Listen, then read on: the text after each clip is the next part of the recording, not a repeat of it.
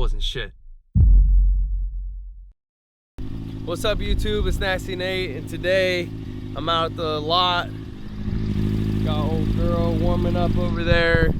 I'm gonna do a little moto vlog today, but something that I wanted to kind of do like a warm-up basically to this video was to talk about something and about my YouTube journey. So I have been wanting to start a YouTube channel for a very long time. I actually dabbled in it a long time ago. I had a YouTube channel for my car, which I still need to make some videos for because there's a big market for that. But I made it more about the car because I didn't want to make it about myself, because I thought that I didn't have the tools or the skills or the camera or the computer or the personality to be in front of a camera necessary to start a motivational motorcycle vlogging type channel. So what I did is I never even started, not realizing that starting in itself is a step in me in that direction to gain the tools.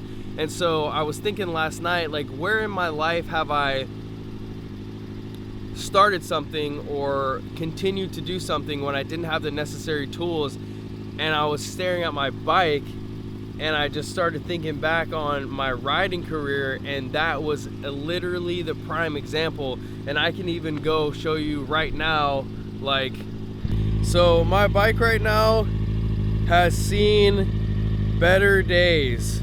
And kind of what I want to touch on here is that I never ever worried about what I didn't have when it came to the bike. I only worried about what I could do. It wasn't until last week that this bike had a kickstand. I never cared. I still rode streets. I didn't have a cage on this bike. I still rode streets. I don't have a handbrake at all, and I still ride. It's one of those things where I realize, I mean, look at this seat right here. I don't have a HT Moto seat. I don't have a fancy seat. I can't ride. I have never ever made excuses when it came to the bike. I've rode the nastiest, dirtiest, unsafe bikes that you guys have ever seen in your life. This one isn't, I mean, it's pretty bad, but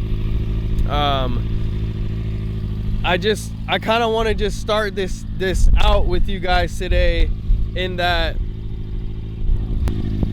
I don't want you guys, whatever it is you're pursuing, if you don't want to pursue stunt riding, if you don't want to pursue YouTube, if you love motorcycles and that's why you're on this channel, and you're pursuing a different career, you can even drop that in the comments and let me know what you do for work, or what you want to be successful at. But my message here today is, don't worry about what you do not have, worry about what you have. And now I'm gonna get on the bike a little bit, and I'm gonna keep going with some stories about just the bike life in general and how that kind of pertains to me. So I'm gonna get on and get after it. All right, so I'm warmed up.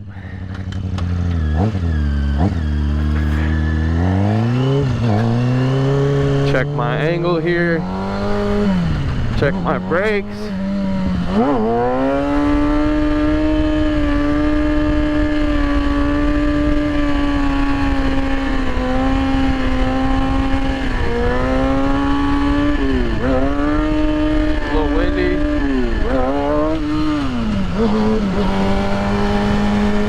Alright, so what I was saying was, I'm gonna kind of take you guys back to the beginning of this bike life for me. And I realized, everything else besides the bike, I've never actually implemented these quote unquote like success principles, and basically it's like finding a way, that nothing is gonna stop you. Like,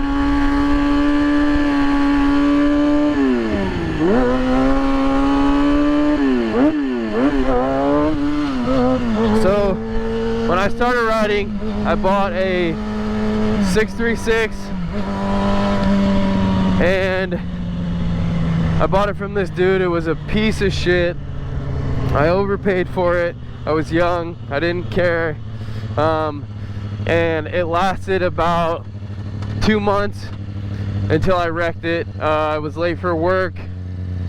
I was riding on a cold ass morning, and I took a corner too fast and ended up dumping it. And I ended up dumping the bike. It really wasn't that bad. My bike's not getting up to operating temperature. It wasn't that bad, but I destroyed all the fairings and I cracked the case cover. I ended up kind of just not scrapping it, but I turned it into a stunt bike, and I had just met the guys that I started riding with in Portland at that time, so it was perfect for them to help me. And I put a cage on that bike, and I put a cage in the sub cage, and that was it. When I first started riding it, I didn't have anything fancy.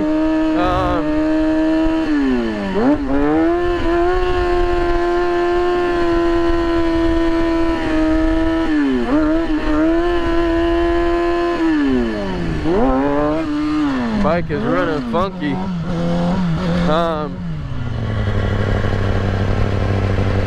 Oh no, what's up?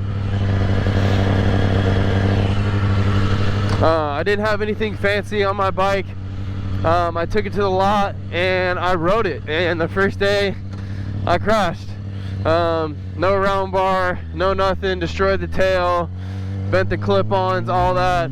And from then on I started buying like round bar, I bought stunt parts.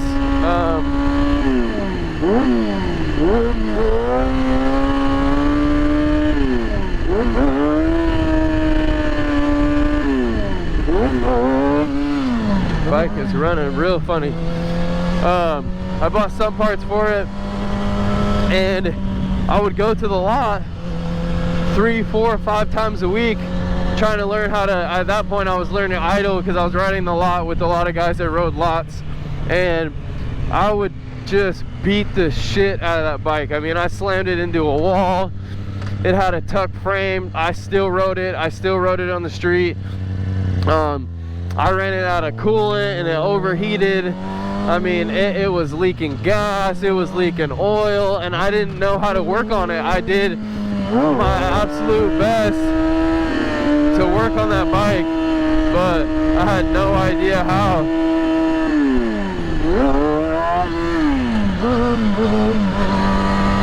Man, it's not even, gotta unplug my fan. It's only getting up to 160, 157 right now. So anyways, I rode the piss out of that bike, and I just rode it and rode it and rode it and rode it and rode it, and I never complained. I didn't have money. Hey, here's my homies. What up? How you doing, bro? Good, I heard you from all the way from my house. Hey, good to see you, man. Yeah. Who's this guy? Is he? My friend Jake. Is that your buddy? Cool. I'm gonna ride on this side today because they're working over there. What? I'm gonna ride on this side today because they're working over there. Okay. What's up, buddy? How you doing? So anyways, man, I rode this bike and I never ever complained about it. It didn't have the parts I wanted. I rode it with bent dirt bars because I had spent all my money on this bike life, and I couldn't buy any more parts.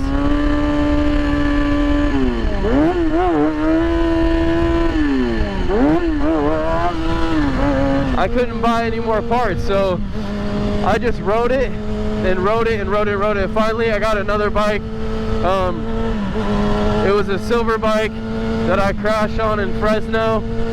That bike, man, only lasted me like 3 or 4 months until I crashed it in Fresno, and then I left it down there. And then I ended up with a bike that I bought from a guy in Seattle, and it was the same deal, man. I rode that bike. It wasn't set up the way I liked it to be. It wasn't set up the way I would have liked it to be. It didn't have the handbrake that I wanted. It had a funky, smaller sprocket.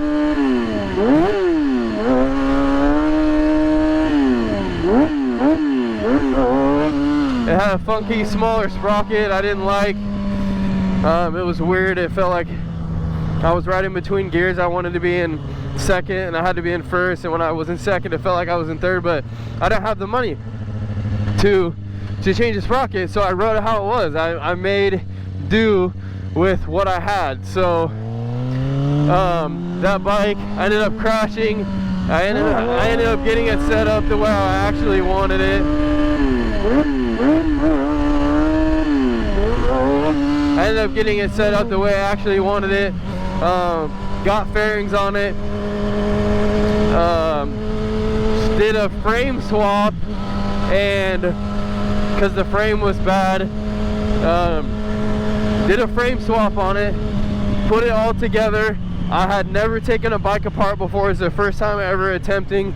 My buddy actually helped me, and he used an impact on the bolt that goes through the swing arm, that connects the swing arm to the frame. He used an impact on it. So my first session on this bike that I was building,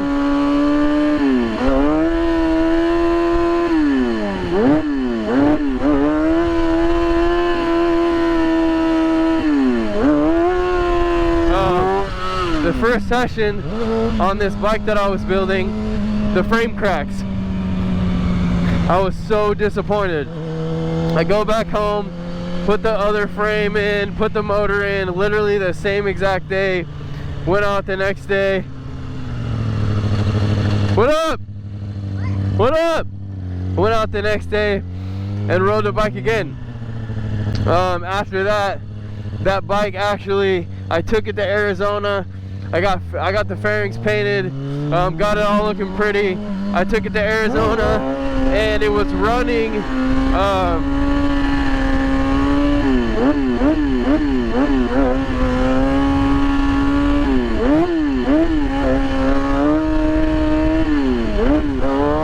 It was running on high, flashing high the entire time when I was in Phoenix at Beat the Heat, and I ended up blowing the head gasket. But not knowing how to work on bikes or not knowing anything about that, I literally had no idea. So I rode the damn thing. That's the same bike that I jumped a high chair on. That was the same bike that I jumped Ralph Louis to 50-50, opposite side 50-50 on. All I knew is that the bike had something happened in the bike and it had lost a little power, but that's all I knew.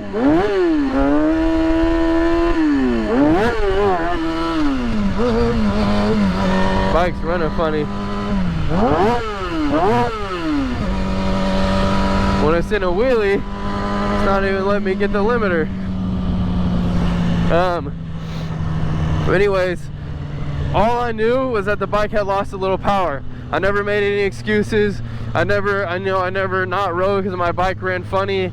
I had a handbrake that was supposed to be a clutch, and it was free, so I took it. And basically what I'm getting at here is that I had these success principles, basically, that I never let anything stop me. I never let anything get in my way. But I wasn't doing it with all these other areas of my life, like YouTube. So when I first started doing YouTube, I was like, oh, I don't have the right camera, I don't have the right lighting setup, I don't have the right gear, I don't have the right lens, I don't have, I'm not good in front of a camera. I don't know, I don't like the camera pointing at me. I don't like taking the camera places and having people watch me talk into it and have it stare at me. So I had all these excuses and had all these things that were stopping me from creating this YouTube channel, and impacting people was what I wanted to do, but I was so Yes. She's not hitting the limiter.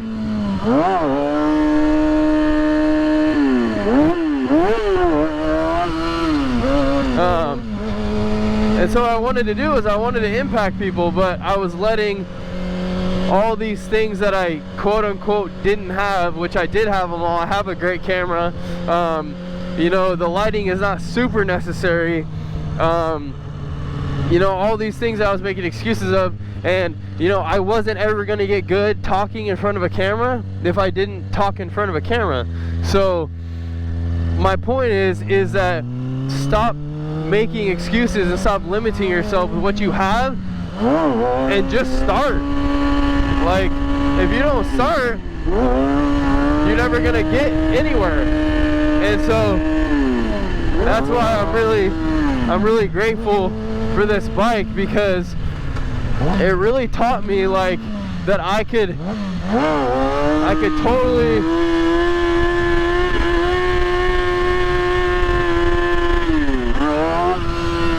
totally do whatever I want. Like this bike, and that's why I love this bike so much, and that's why I love stunt riding, and that's why I love doing wheelies, because this bike literally this bike literally showed me, because of the passion that I had for it, because of the drive that I had for it, that I can literally do anything I want. Like, I wasn't supposed to come back from Fresno. I wasn't supposed to come back. I shouldn't have been riding after that.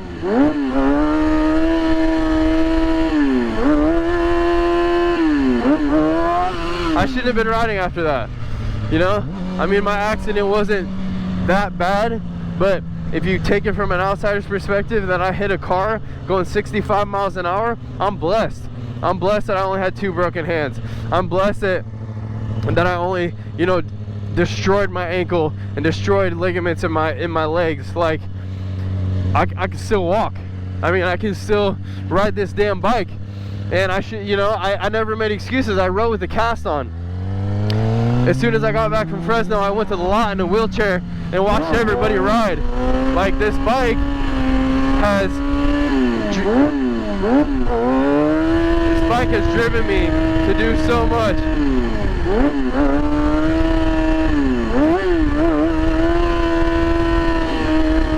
So I gotta give it my life, and I gotta continue to grind. I think my tire's flat. Something's fucked up. Something's messed up. So I don't want to keep this too long, but basically what I'm saying is, guys, is that there is so many things that you could be doing right now, but nothing is actually stopping you. Like, your excuses that you're using are not legit. Like,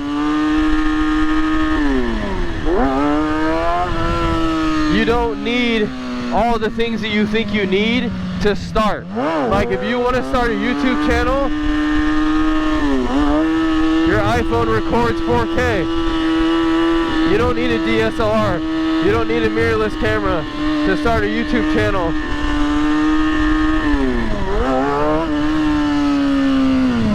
If you want to be a photographer, you know, you can use your iPhone. If you want to be a stunt rider, you don't need a million stunt parts. I would suggest a cage, and that's it. And flip your clip-ons. You know, there's so many other things that that we can do. Whatever it is that you want to do, stop limiting yourself.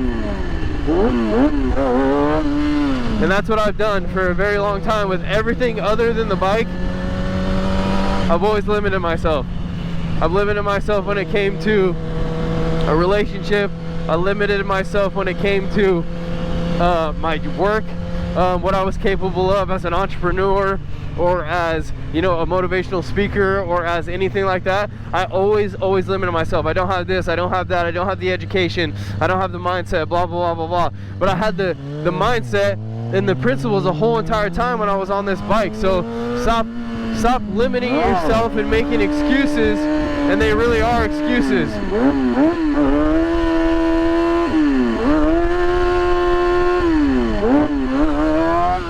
She's bogging. I wonder what that is. As soon as I pull in the clutch and it's a weird bog going on. Could be the fuel pump.